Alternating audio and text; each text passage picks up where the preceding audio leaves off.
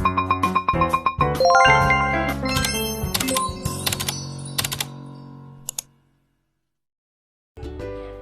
umaga mga bata! Nais ko munang magpakilala sa aking sarili. Ako nga pala si Binibining May Camisateo, ang magiging guro sa asignaturang Edukasyong Pantahanan at Pangkabuhayan. Inaanyayahan ko ang lahat para sa ating panalangin. Sa ngalan ng Ama, ng Anak, ng Espiritu Santo. Amen. Manatiling nakatayo dahil tayo ay mag-ehersisyo. Alam niyo ba ang kantang May Tatlong Bibig? Tayo't sabay-sabay natin kantahin. May tatlong bibi akong nakita, mataba, mapayat mga bibig, ngunit ang may papak sa likod ay iisa. Siya ang leader na nagsabi ng kwak-kwak, kwak-kwak-kwak, kwak-kwak-kwak. Siya ang leader na nagsabi ng kwak-kwak. Magaling! Bago kayo umupo, nais ko munang pulutin niyo ang mga basura na nasa ilalim ng inyong upuan at ilagay ito sa basurahan. Ngayon, tingnan niyo ang inyong mga kaklase o tingnan niyo ang inyong katabi. Meron bang lumiban sa araw na ito? Wala?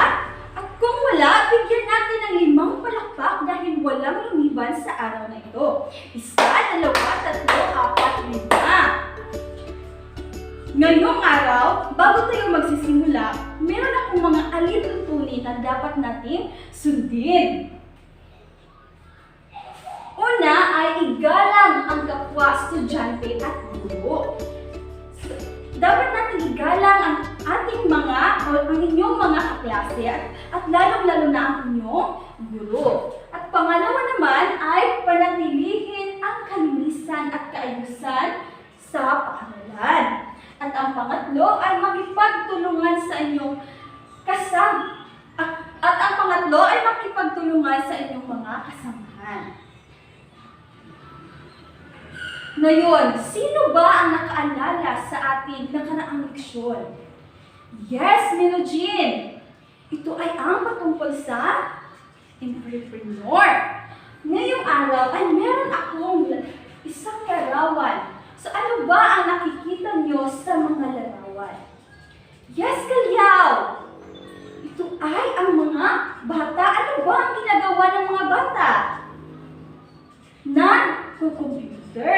O sino ba ang may ideya kung ano ang ating bagong talakayin ngayong araw? Okay. Tayo na ating alamin. Ang bagong tatalakayin natin ngayong araw ay patungkol sa ligtas at responsibleng paggamit ng computer, internet, at email. At bago yan, alamin mo muna natin ang mga layunin. So, una ay napaliwanag ang mga panuntunan sa paggamit ng computer, internet, at email. At ang skills or ang psychomotor ay nakabuo ng mga patakaran na dapat sundin sa ligtas at responsibleng paggamit ng computer, internet, at email. At ang nagbibigay kahulugan ang ICT, ang mga kahulugan nito. Okay. So, sa ligtas na pamamaraan sa paggamit ng computer, internet, at email, ay merong mga salik na sa paggamit ng computer, internet, at email. So, una ay ang exposure o pagkalantad ng mga di naaangkop na materials.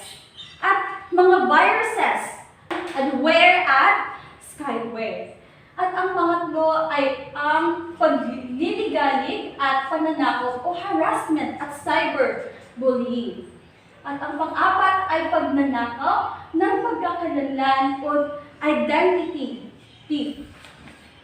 So dito natin malalaman ang mga paraan na bawal gamitin pag ginagamit natin ang mga internet at ang mga email. So importanteng malaman natin kung ano ang mga hindi dapat gawin. At ngayon, tatalakayin na naman natin ang mga kasisiya at tamang pamamaraan sa paggamit ng computer, internet at email.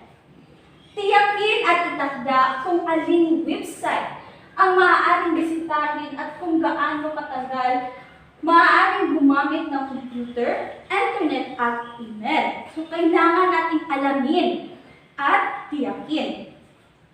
At magpa-install o magpalagay ng internet content filter, magagamit ito upang ang kapakipakinabang na nilalaman lamang ang magbabasa at maiga-download gamit ang internet. At ang panghuli ay makipag-ugnayan lamang sa mga kakilala o kaibigan tuwing online.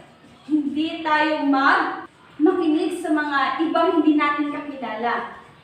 Sundin ang tamang gabay na itinatakda sa paggamit ng mga social network, instant messaging, email, online gaming, at webcam. Then, meron ding mga bagay na dapat isaalang-alang para sa ligtas na paggamit ng internet. Una ay magkaroon ng malinaw na katakaran ang paaralan sa paggamit ng computer, internet at email. Ipagbawal ang pagdadala ng anumang pagkain o inuman sa loob ng computer laboratory. At alamin ang mga pagkakaiba ng publiko at pribadong impormasyon. So, yun ang mga dapat na isaalang-alang para sa ligtas na paggamit ng internet. Meron ba kayong katanungan?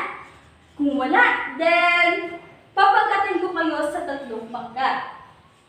Ang pangkat una ay piliin at isulat sa loob ng mga lobo. So, bibigyan ko kayo ng mga lobo.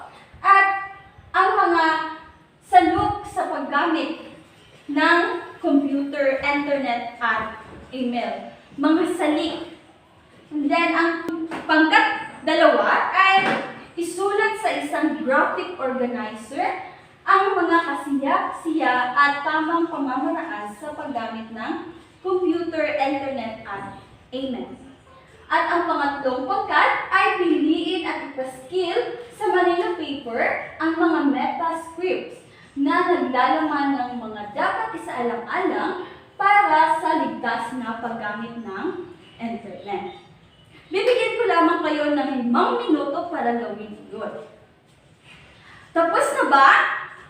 O bigyan natin ng 5 palakpak ang pangkat una. 1, 2, 3, 4, 5. Ang pangalawang pangkat naman, bibigyan natin ng 3 palakpak at 2 padya.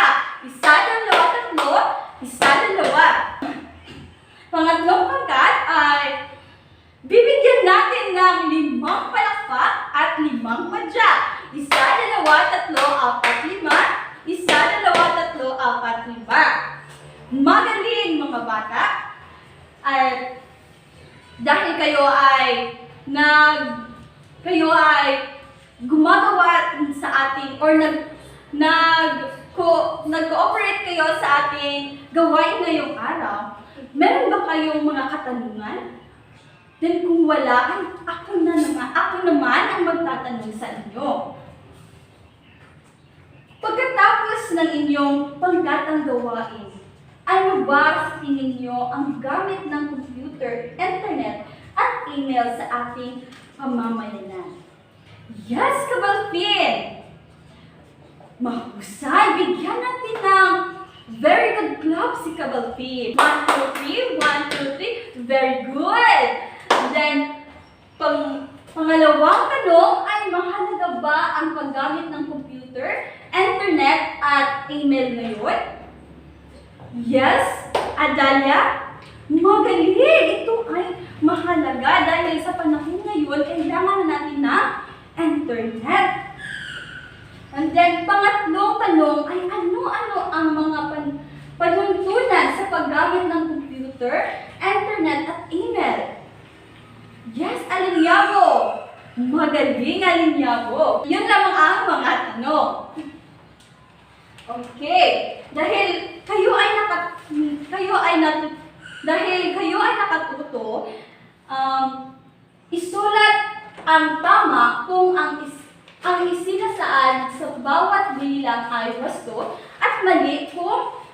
Hindi.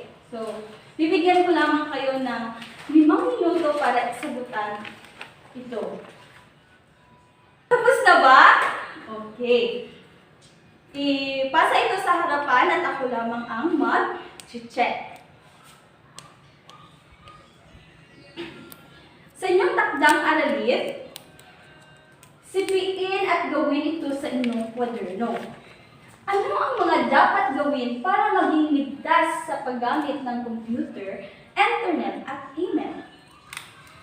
Yun lamang. Maraming salamat.